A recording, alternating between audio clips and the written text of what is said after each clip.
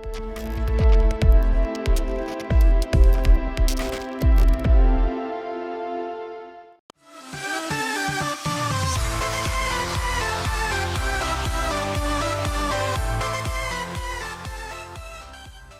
Friends, welcome back to my YouTube channel Techybees. दोस्तों, आपका बहुत बहुत शुक्रिया आपके लव और सपोर्ट के लिए। आपने इस सेल में मेरी एफिलिएट लिंक से प्रोडक्ट्स खरीद के मुझे एम्पावर किया है कि मैं उसी पैसों से नोकिया टीवी रिव्यू के लिए खरीद सकूं। मेरी हमेशा यही कोशिश रही है कि मैं बिना किसी कंपनी पे डिपेंड किए आपको हर प्रोडक्ट का ऑनेस्ट रिव्यू दूं।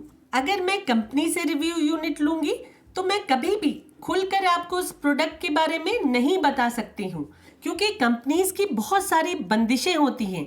मैं मोस्टली सिर्फ उन्हीं कंपनी से प्रोडक्ट्स एक्सेप्ट करती हूँ जो अपने प्रोडक्ट्स को लेकर श्योर होते हैं और मुझे इस बात की परमिशन देते हैं कि मैं उस प्रोडक्ट पे अपना ऑनेस्ट ओपिनियन रख सकूँ। नहीं तो टेस्टिंग के बाद मैं उन्हें वो प्रोडक्ट लौटा देती हूँ और रिव्यू नहीं करती हूँ। कई बार जब एफिलिएट अर्निंग्स नहीं भी होती हैं तब भी मैं कोशिश करती हूँ कि अपने पैसों से प्रोडक्ट खरीद कर रिव्यू करूँ, लेकिन ज़्यादा कॉस्टली प्रोडक्ट्स खरीदना पॉसिबल नहीं हो पाता है।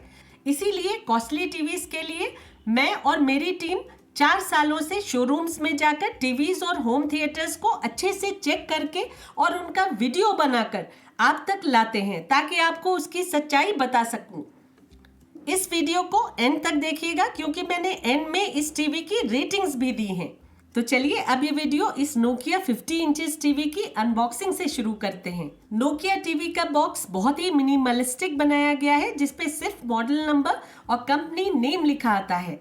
बॉक्स के अंदर टीवी के साथ आपको एक wall mount screws, table top stand के 2 pieces, power cable, remote, 2 AAA batteries, mini AV cable और यूजर मैनुअल गाइड रखी मिलती है। टेबल टॉप स्टैंड मेटालिक होने के साथ साथ स्टाइलिश भी है, जिसपे एल्यूमिनियम फिनिश दी गई है। टीवी का डिजाइन ऑलमोस्ट बेजललेस है और नीचे के बेजल में एक साउंड बार फ्यूज इन किया गया है, जिसपे ग्रे फैब्रिक फिनिश दी गई है। साउंड बार के बीच में नोकिया की ब्रांडिंग दी गई है और राइट साइड में साउंड बाय ऑनक्यो लिखा मिलता है। पीछे की ओर एक क्लीन ब्लैक लुक इम्पार्ट किया गया है, जिसपे मिनिमल डिजाइनिंग दी गई है। बैक में लेफ्ट साइड पे पावर अडेप्टर की पोर्ट दी गई है, जबकि बाकी पोर्ट्स राइट साइड में हैं। इस टीवी में 3 HDMI और 2 USB पोर्ट्स दी गई हैं और साथ में है हेडफोन जैक और ऑडियो वीडियो पोर्ट। इसमें आपको HDMI, ARC और CEC दोनों ही मिल जाती हैं और built in single band wifi दिया गया है। इस टीवी में आपको गूगल क्रोमकास्ट, ब्लूटूथ और गूगल असिस्टेंट मिल जाते हैं। रिमोट मिनिमलिस्टिक है, जो बहुत कुछ MI बॉक्स के रिमोट की याद दिलाता है। इसमें आपको नेटफ्लिक्स और Z5 के डायरेक्ट बटन्स मिल जाते हैं। ओवरऑल लुक्स में ये टीवी टॉल और स्टाइलिश है और इसकी बिल्ड क्वालिटी अच्छी है। आप इसका सेटअप अपने फोन से भी कंप्लीट कर सकते हैं। ये टीवी डीलेड बैकलाइटिंग और VA पैनल के साथ आता है। इसमें आपको HDR10 और माइक्रो डिमिंग के साथ मैक्स ब्राइट पैनल मिल जाता है।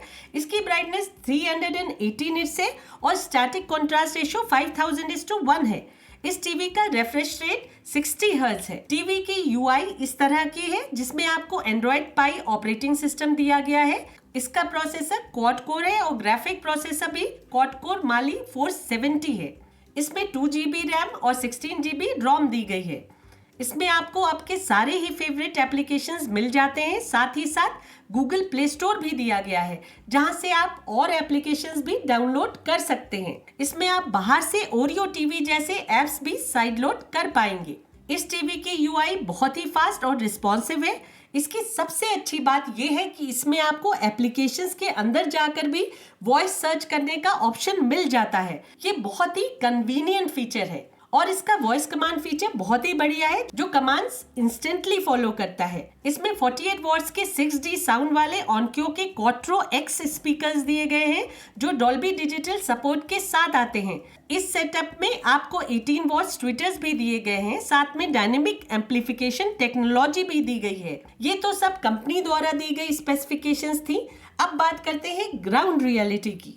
इस टीवी की ब्राइटनेस सचमुच काफी अच्छी है। इस बार कंपनी का 380 निट्स का दावा ऑलमोस्ट रियलिस्टिक है।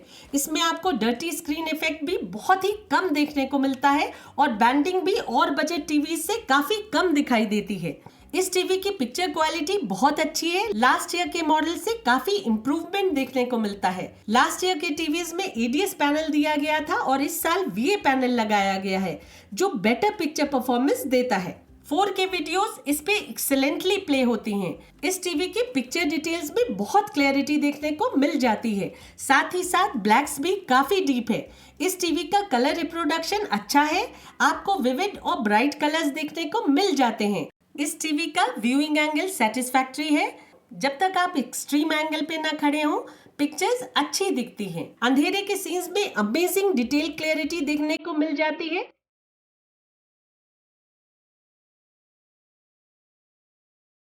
फुल HD वीडियोस इस टीवी पे बहुत ही बढ़िया क्लैरिटी में प्ले होती हैं और 720p भी काफी अच्छी लगती हैं। इस टीवी की पिक्चर स्केलिंग कैपेबिलिटी मुझे काफी अच्छी लगी।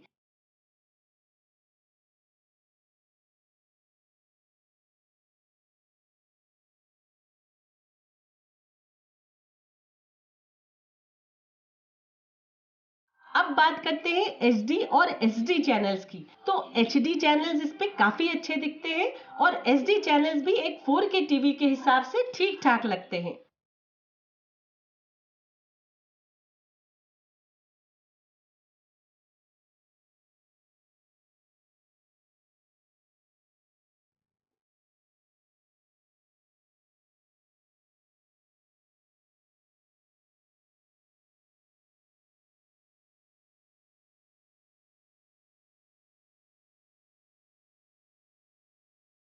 इस टीवी में भी फास्ट एक्शन सीन्स में आप मोशन ब्लर को अवॉइड नहीं कर सकते हैं। 60 हर्ट्ज का रिफ्रेश रेट उसे रोक नहीं पाता है। यहाँ मैं आपको एक बार फिर से बता दूं कि सोनी की मोशन फ्लो टेक्नोलॉजी को छोड़कर कोई भी टेक्नोलॉजी, चाहे वो MEMC, अल्ट्रा स्मूथ मोशन या कोई और ही क्यों ना हो, मोशन ब्लर को रोक नहीं पाती हैं। अब बात करते हैं आपके सबसे बड़े डर की, यानी सिंगल बैंड वाईफाई की। तो दोस्तों, इसका सिंगल बैंड वाईफाई बहुत स्टेबल है, उससे आपको कोई प्रॉब्लम नहीं होगी। मेरा ब्रॉडबैंड मॉडेम नीचे वाले फ्लोर पे है और मैं इसे अपने स्टूडियो में ऊपर टेस्ट कर रही हूँ, लेकिन नेटवर्क्स यहाँ भी आराम से आ रहे हैं बिना किसी प्रॉब्लम के। इस पे 4K वीडियोस आराम से चलती हैं।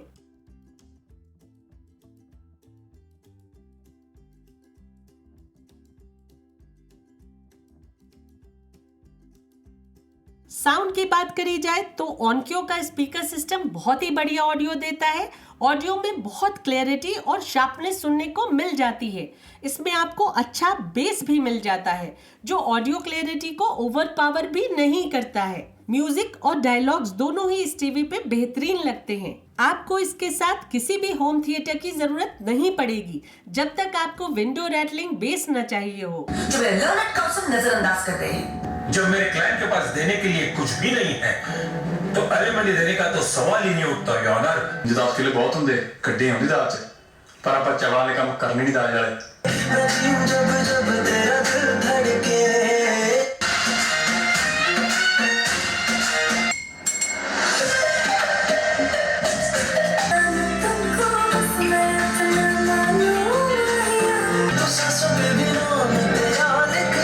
इस टीवी में 2-वे ब्लूटूथ दिया गया है। आप फोन की म्यूजिक को टीवी पे सुन सकते हैं और स्क्रीन को स्विच ऑफ करने के बाद भी म्यूजिक एंजॉय कर सकते हैं। आप इस टीवी को अपने ब्लूटूथ साउंड बार से भी वायरलेसली कनेक्ट कर सकते हैं। इसमें आपको रैम क्लीनर भी दिया गया है। इसके अलावा इसमें वर्ल्ड क्लॉक और वाईफाई स्पीड टेस्ट भी है। इसका गूगल क्रोमकास्ट मुझे लैगी लगा। मेरे सैमसंग गैलेक्सी नोट 10 प्लस और S20 प्लस दोनों ही फोन से वीडियो कास्ट करते समय लैग साफ तौर पे दिखा। आईफोन के लिए भी इस टीवी में आपको आईफोन शेयर मिल जाता है। ओवरऑल इस टीवी की पिक्चर क्वालिटी, साउंड और एंड्रॉइड परफॉर्मेंस बहुत ही बढ़िया है। ये टीवी एक कंप्लीट पैकेज है जिसमें बहुत अच्छी पिक्चर क्वालिटी, बेहतरीन ऑडियो के साथ एक स्मूथ एंड्रॉइड ऑपरेटिंग सिस्टम दिया गया है। इसकी ब्राइटनेस मोटोरोला टीवी से ज्यादा अच्छी है, जिसकी वजह से इसमें आपको ज्यादा अच्छी पिक्चर क्लैरिटी देखने को मिल जाती है। और डेफिनेटली इसकी ऑडियो भी मोटोरोला से ज्यादा अच्छी है। आफ्टर सेल सर्विसेज की बात की जाए तो मोटोरोला और नोकिया दोनों की ही सर्विसेज फ्लिपकार्ट के जीव्स के पास है, क्योंकि ये दोनों ही टीवीज फ्लिपकार्ट के ही है। अब टाइम है इस टीवी के परफॉर्मेंस को डिफरेंट स्फेयर्स में रेटिंग देने की। तो 4K वीडियोस को मैं 4.7 आउट ऑफ 5 दूंगी, फुल HD वीडियोस को 4.4, HD चैनल्स को 4.2 दूंगी और SD चैनल्स को 3.9 दूंगी। पिक्चर अपस्केलिंग को 4.5 दूंगी, ऑडियो को 4.8 और आफ्टर सेल सर्विसेज को 3.9 दूंगी। इसके व्यूइंग एंगल को मैं 4 दूंगी। तो दोस्तों अब के लिए बस इतना ही। मिलते हैं अब अगली वीडियो में। तब तक के लिए take care and stay safe.